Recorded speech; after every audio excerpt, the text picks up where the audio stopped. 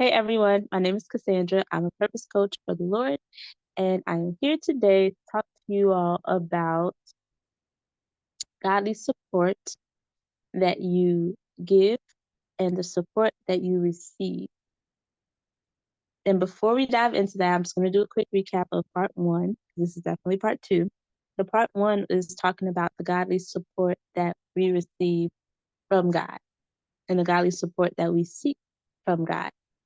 And there's a bunch of reflective questions to really help you think about the kind of support that you feel like you need from the Lord and the kind of support that you can see Him providing for you in this current season.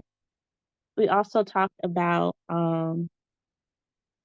what it is that He could be teaching us in our current season and how our current season may be connected to our previous season and how the previous season and the current season may be connected to the next season. So we're just kind of zooming in and zooming out on ourselves, our relationship with the Lord, what He's doing, what we need, what we're seeking, and what we're doing with what He's pouring. So yeah, if you haven't watched it, I definitely encourage you to watch it. And I pray that it would be beneficial for you. I pray that it will be fruitful for your spirit. So for today's video, we are first going to talk about the godly support that we give to others. I call this pouring, Pouring, pouring. Like we are pouring out the Holy Spirit onto others in whatever way that it is that they need and or in whatever way it is that the Lord is specifically leading us to do. So you may have heard the phrase, we must first receive before we can give. Or the phrase, you can't pour from an empty cup. And in this particular instance, I'm using it in reference to we must first receive everything that the Lord is pouring out into us in order for us to pour that out into other people. Because if we are pouring from ourselves, we're more likely to get drained, to burn out, to mess up even, and probably mess up in a major way because it's us and we're human, So just having that time with the Lord, meeting Him in our secret place, having that time of communication and fellowship with the Lord before we pour anything is so crucial. So another example would be, say you have some outdoor flowers and you water your flowers because you want them to grow, right? And so as your flowers are growing, they naturally attract insects from outside.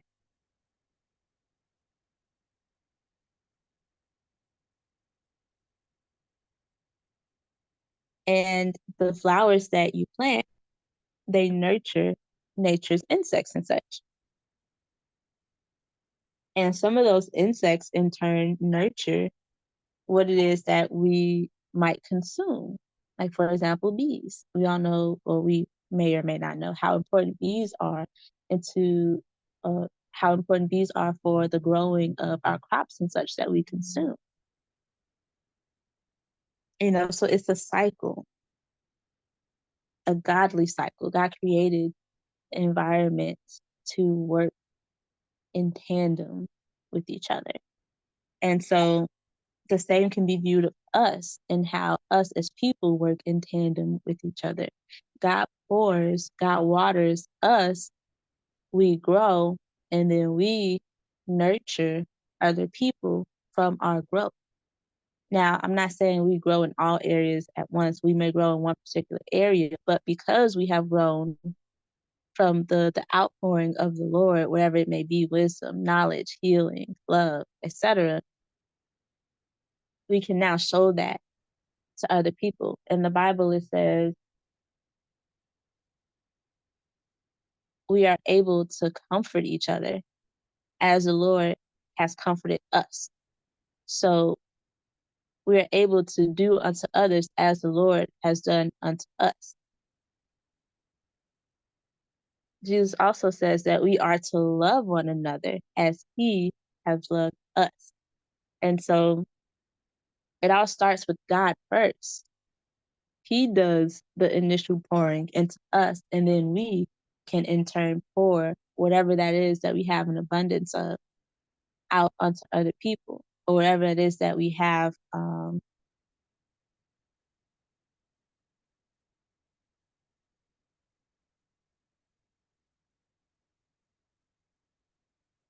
whatever it is that we have an abundance of. I was going to add something else to that, but that falls underneath the umbrella of abundance. So I'm not gonna say that. So anyway,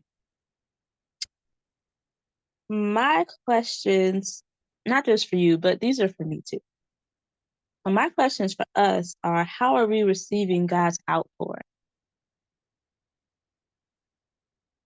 And once we're filled, are we actively pouring it out, or are we actively keeping it to ourselves? So what are we doing with our fullness? If the Lord blesses you with joy, what are you doing with your joy? Are you keeping your joy to yourself, or are you passing your joy on to other people? Are you sharing it with others? If he blessed you with some knowledge about something, are you keeping that knowledge to yourself, or are you passing it on to others?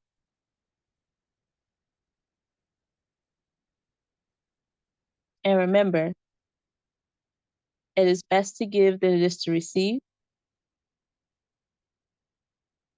And freely we receive, so freely we should give. I'm not saying everything has to be free, because we do have to make a living. But we shouldn't be out here nickel and diming everybody for everything. That's just my point of view about that.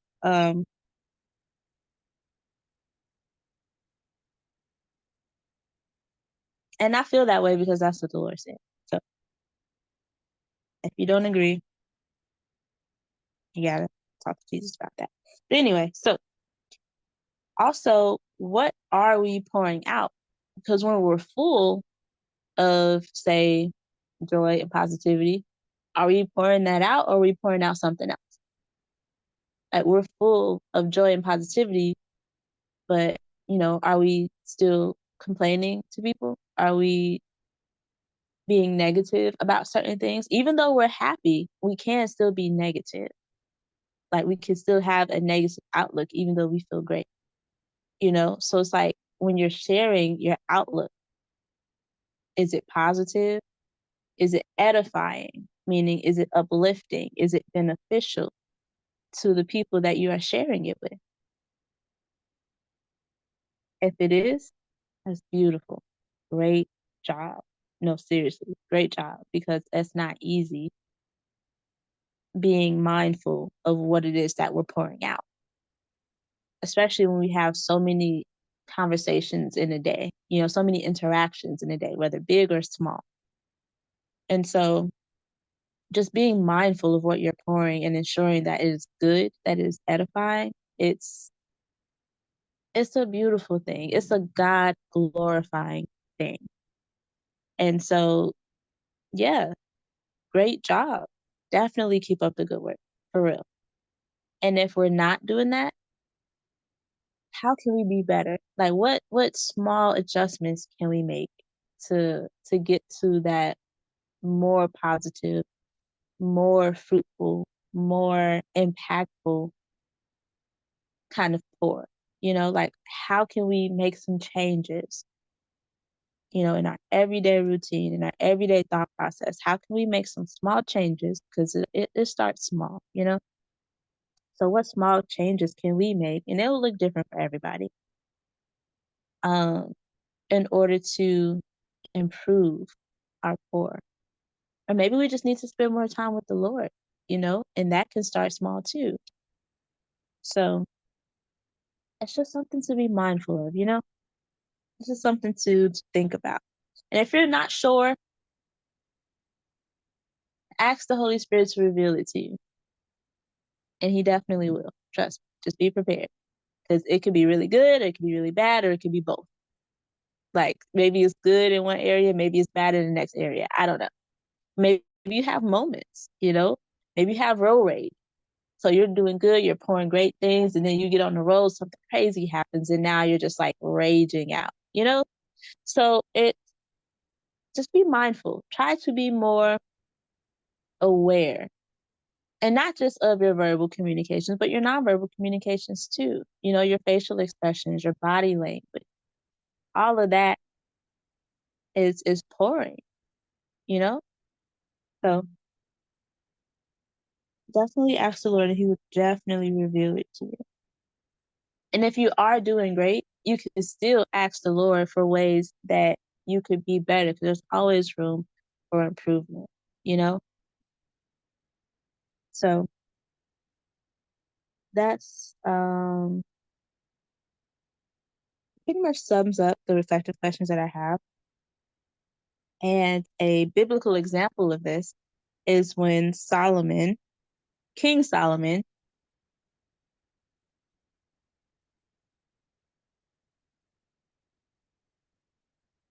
okay, so I'm gonna back up really quick. So before Solomon was even born, the Lord loved him. And he pretty much said that he was going to be the next king, even though he was not the oldest out of all of David's children. And so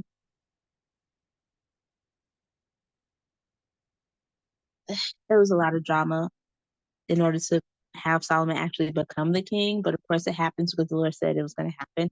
And so Solomon is king now, and he has all of this territory, all of these people that he's in charge of, and he has no idea how to even manage everybody. He doesn't know how to be a good king. And so when the Lord comes to him and asks him, or is it tells him? The Lord either asks him or tells him, whatever you want, you can have. Just let me know what it is. And Solomon wisely told the Lord that he wanted to know how to be a good king for all of these people that the Lord placed him in charge of. And that pleased the Lord so much that not only did he answer his prayer, hence Proverbs, Ecclesiastes, and Song of Solomon, a whole bunch of wisdom. I strongly recommend reading all 3 books. If you read them, read them again. um, so, he blessed them with so much wisdom. It allowed him to be a very good king, not the best king, but a very good one. Somewhat, like for the most part. Because he's still human. But the Lord also, because he was so pleased with his request, he also blessed him with money. He blessed him with fame. He blessed him with resources. He blessed him with just an abundance of literally everything. Literally. All because Solomon asked for wisdom to be a good shepherd to the Lord's people. And so that's how he received the Lord's outpouring, right? He asked the Lord for wisdom. The Lord poured it out in abundance. And what did Solomon do with that wisdom?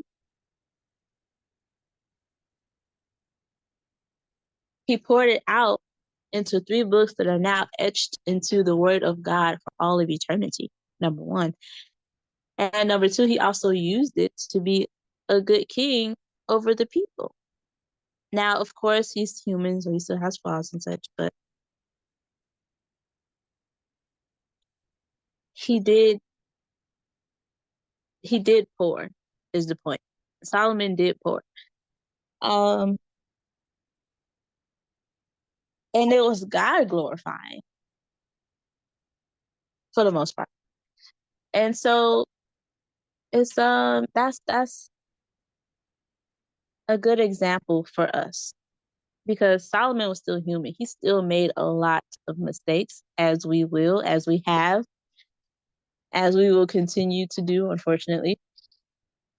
But he was still able to pour out God glorifying, just God glorifying stuff onto people, onto us today as we read these books that he wrote. And this is something that lasted through generations and generations. You know, like this was a long, long, long time ago. And it is still impactful, still fruitful for everyone who comes across it. And that's the kind of support that we should be aiming to pour out onto other people. Now, I'm not saying we have to be a king or a queen or anything like that, although that might be cool, it might not be. I don't know. It depends on the person.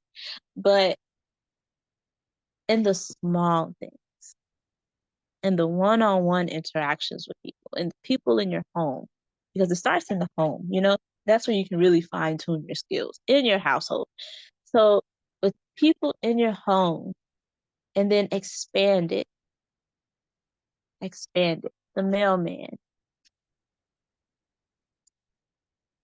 the server at a restaurant, the person making your coffee, you know,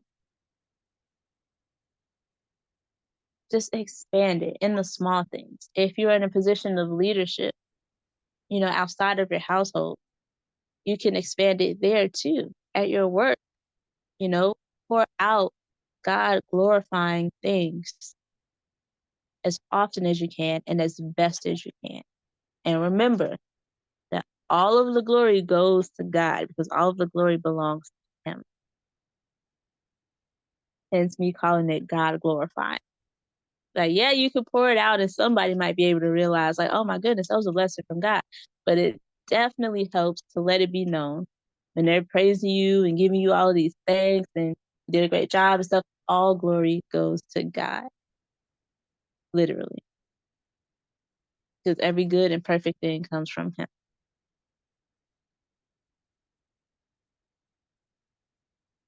And I really do have faith in y'all. Y'all got this, for real.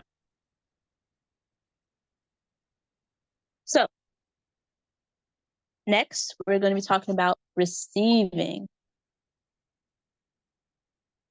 What are we receiving from other people? What are they pouring out into us? Are they being filled by the Lord first and then pouring out into us? Or are they just pouring from themselves? What are they pouring from? What are they allowing to fill them as they fill us or before they fill us? Is it edifying to us? Does it draw us closer to the Lord?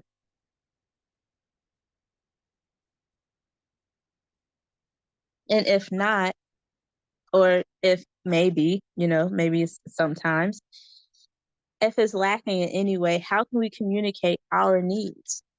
How can we communicate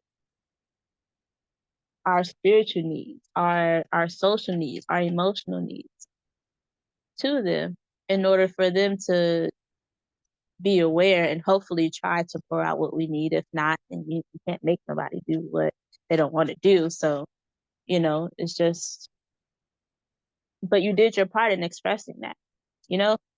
And so if they try, great. If they don't try, great. You know, now you know where you stand. You can get some more clarity in that particular area. And maybe they're trying, but it's still not enough. And that's a whole other issue. Um, but it's things to consider because if they are not pouring out what you need, if they're not willing to pour out what you need, if they're not able to pour out what you need, what are you going to do? How are you going to respond to that? You know? And when it comes to communicating your needs, please be mindful that people communicate differently. So the way you will communicate to one person might not be anywhere near the same that you would communicate to the next person.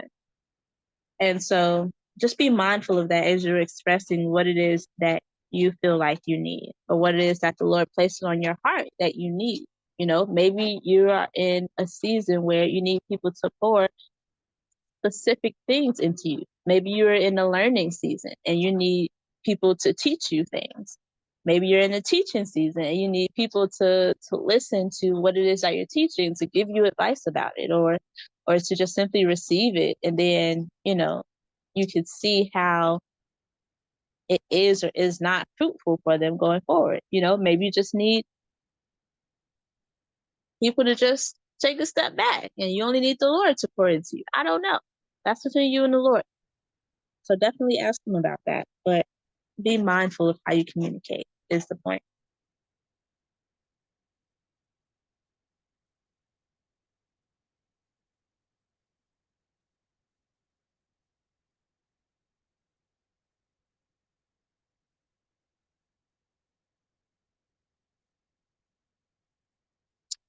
Also consider why you need godly support in your circle, whether it's your close circle or extended circles, whatever the case may be. Ask yourself, why do you need that support? How can that godly support benefit you? And it will help you when you're approaching these loving conversations with other people and you're expressing what it is that you need from them. It will help you explain why you need that from them.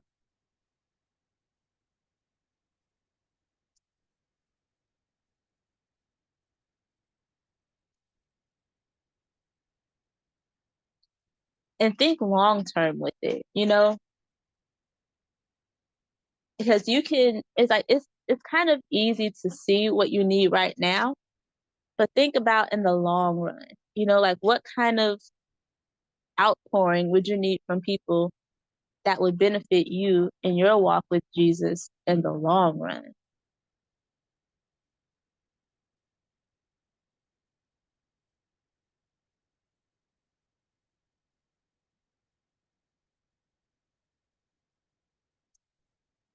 As I read in this list, I'm also thinking about how, like in long term regards, there will be a time where we will need somebody to give us those hard truths.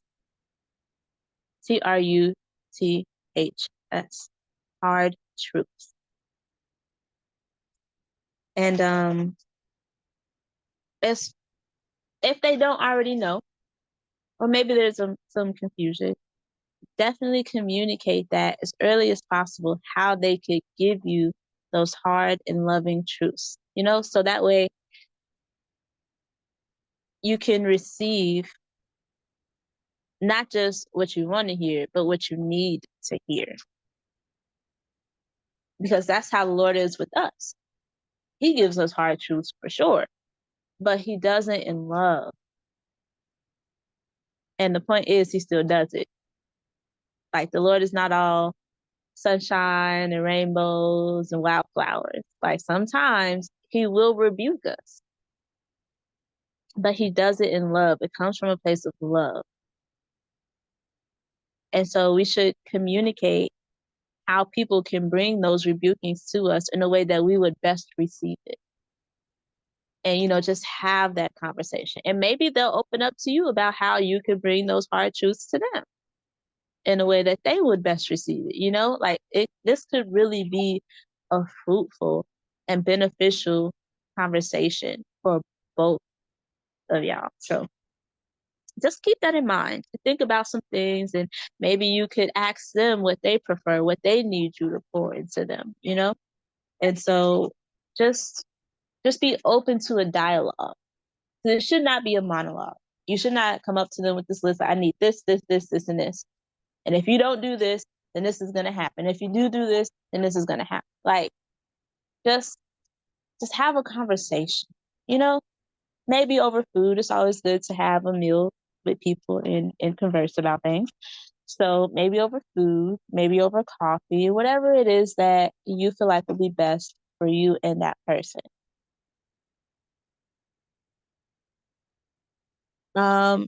So the next question is, how are you, or how are we, 'cause I definitely need this question too, how are we protecting ourselves from ungodly outpouring? How are you guarding your heart? How are you guarding your mind? What do you do when people pour something out and you just do not want to receive it? What do? How do you react to that? And does that reflect the character of Jesus?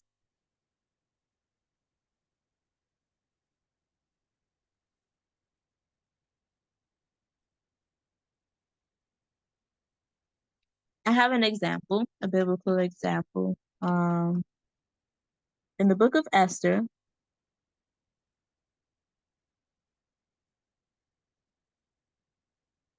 Esther's husband, the king, this was when she was queen, he had ungodly counsel in the person of Haman. I think I'm saying his name right. I'm not sure. Haman, Haman, or is it Haman? I'm not sure. Um, but Haman, he was actively opposing God's chosen people, the Jews, because of one person absolutely refused to bow down to him, which was Mordecai, which also happens to be Esther's uncle.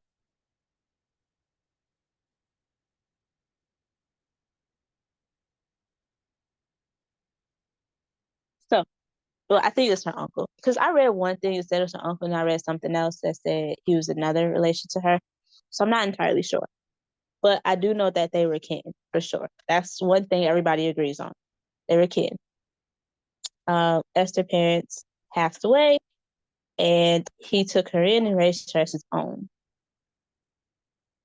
So,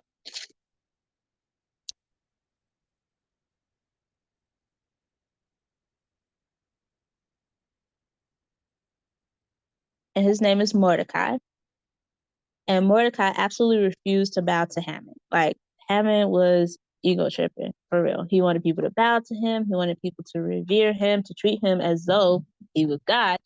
And Mordecai absolutely refused because he already knew what's up. Like, I'm not about to worship anybody but God. I'm not bowing to anybody but God. So everyone would bow down and revere Haman, and Mordecai would just go about his business as if Haman was not even, there.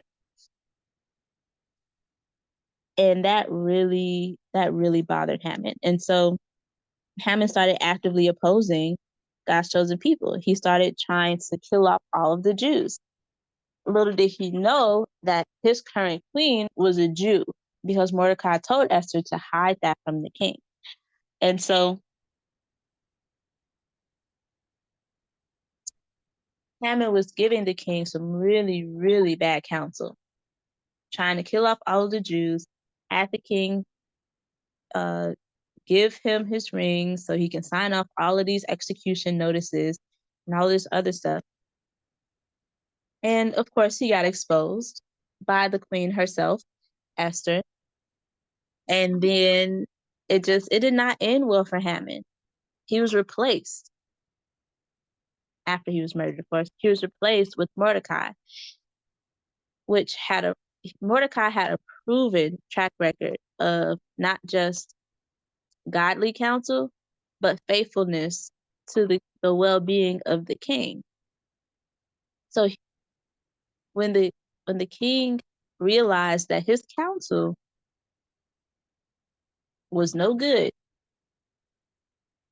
he murdered him and replaced him with somebody that was good. Now, I'm not saying murder anybody, but what I am saying is, if they are not good, it might be wise to have that conversation with them again if they don't listen, according to Matthew 18, verses 15, 16, and 17. Um, Tell them again, but with a couple of witnesses. If they don't listen to the witnesses, tell them again in front of the whole congregation or from the whole family or from the whole friend circle. And if they still don't listen, then you might have to lovingly exclude that person from your personal life.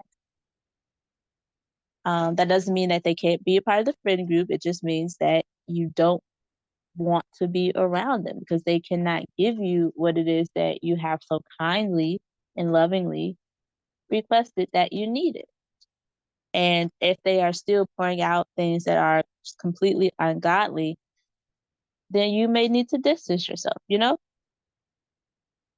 And that's okay. It's hard, but it is okay.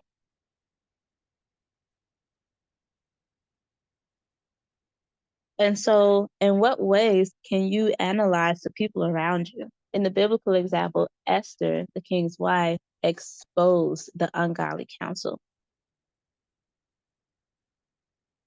But if it wasn't for Esther, then there's a chance that Haman would have gotten away with it. And so, for you personally, your situation, how can you use your spiritual discernment? How can you use your observational skills? How can you use your communication skills to truly analyze the people that you have around you, to truly analyze what it is that they're pouring out to you? If you're not sure, you can most certainly ask the Lord, and He will definitely give you solid advice on how you can analyze people in a biblical way. And I'm not talking about analyze to judge. I'm talking about analyze to simply assess where they are, what they can and are willing to offer, and whether or not that is in alignment with what you need. That's not to say if the relationship is not fruitful that you have to cut them off. That's simply to say if they are pouring out ungodly things that's pulling you away from the Lord, then you might have to start putting up boundaries to protect yourself.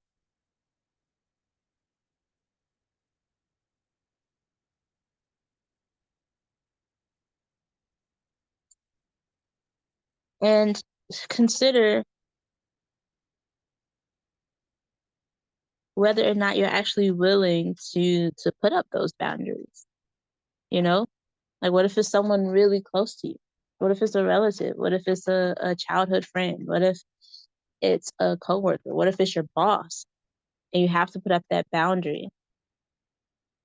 One, how would that make you feel? How would that make them feel? You know, just so you can be prepared for the potential results of you putting that boundary up. And then two, how can that benefit you? How can that benefit them?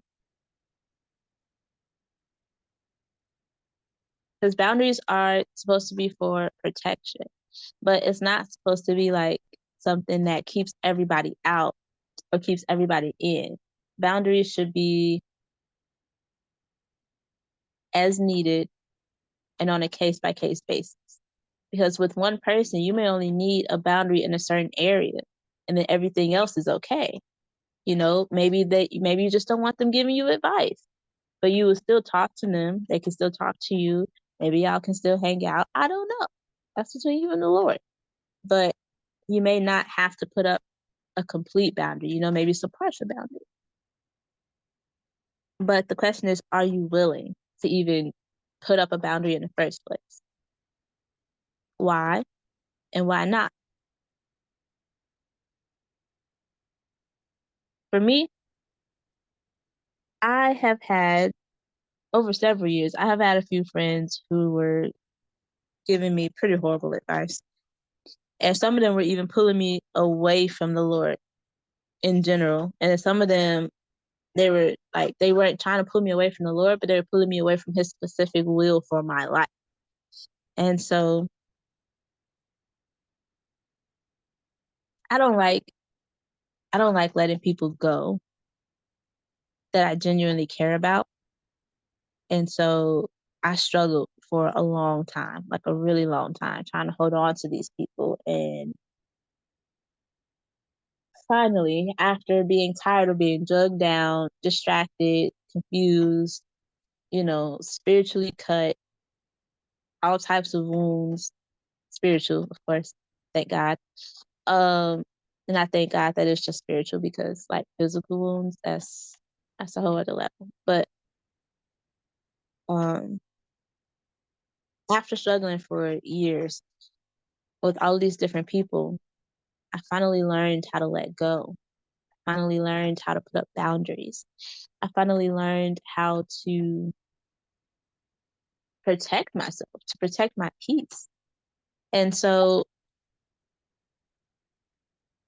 with that protection, with the protection of the Lord, I have flourished. Like, no stunt. Like, I have literally flourished. I have literally grown into somebody that I never even thought I would be, never thought I could be, never thought I wanted to be. And I love it here. Like, to this day, I'm still learning new things about myself that I just never would have even thought possible. And I love that. I love what my relationship with the Lord has grown into. I love who I have grown into through my relationship with the Lord. I have healed. The Lord healed me. He healed my mind. He healed my heart. He healed me physically. And it's a beautiful thing. And I'm a strong advocate for boundaries. I really am, because you never know who can be stunting your growth unless you take a close look and make the necessary trimmings or make the necessary boundaries.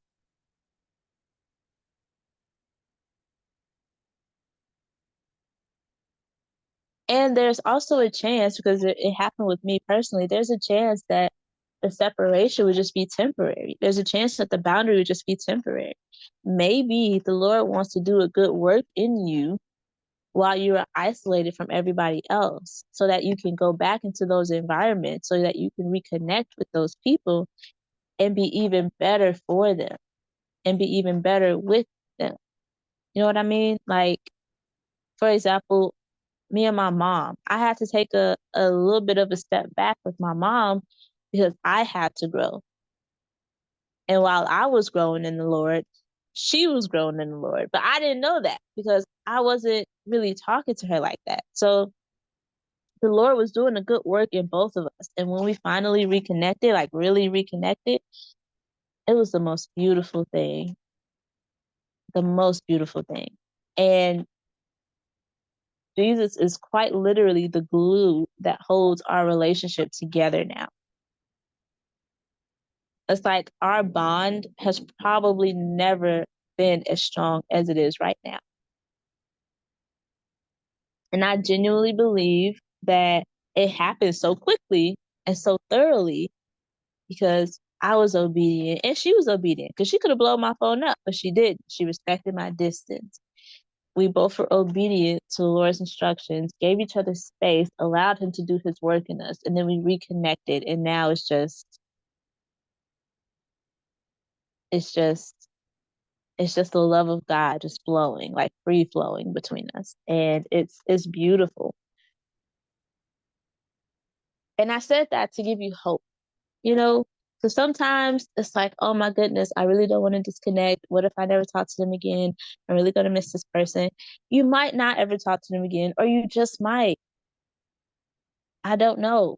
But the Lord does know. So you can ask him about that too. And if you do reconnect, it'll probably be even better than it was the first time, you know? So just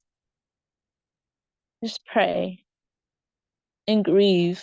Because I definitely grieved. Pray and grieve in the presence of the Lord, and he will help you through it. He really will. Don't go cutting out people willy-nilly.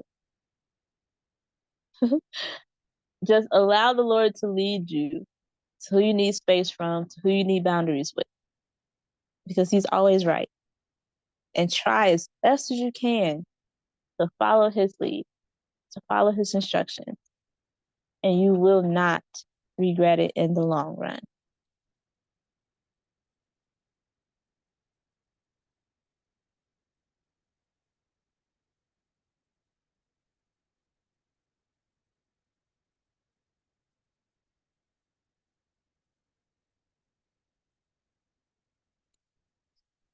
And so that is all I have for us today. I pray that this was insightful and encouraging. I pray that this fed your spirit. And I pray that this will give you some topics of conversation with the Lord. just some things for you to bring up in prayer and get his point of view on. It is really storming out here, and I love it. All right, so I'm gonna go and maybe sit outside, and I will talk to you all later. I wish you all the best, and as always, I will continue to pray for y'all. If you need to contact me about anything, just hit me up. Um, you can message me on here in the comments, or if you have my email or my phone number, definitely message me on any of those ways too. Or if you have my Facebook is always available as well. So just message me. Let me know if you want to share some praise, some prayer requests. If you want to share your testimony, if you have questions for me, if you want to have a one-on-one with me, just let me know. We can do all of that for free. I don't charge because freely I have received and freely I give. And so, yeah, just let me know what's up. I'm here. I'm always available. And I will talk to you soon. See you in the next meeting. God bless.